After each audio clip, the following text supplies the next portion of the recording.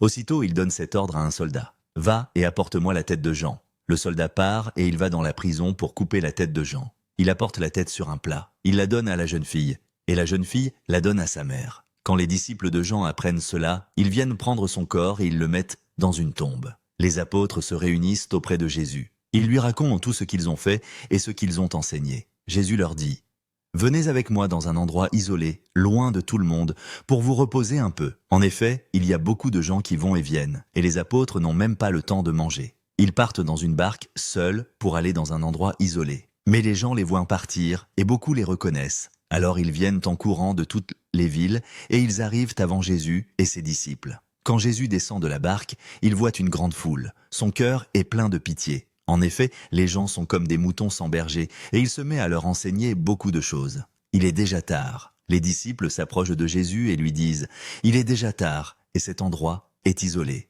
Renvoie les gens dans les fermes et les villages des environs. Là, ils pourront acheter quelque chose à manger. » Jésus répond à ses disciples « Donnez-leur vous-mêmes à manger. » Ils lui disent « Est-ce que nous devons aller acheter du pain pour 200 pièces d'argent ?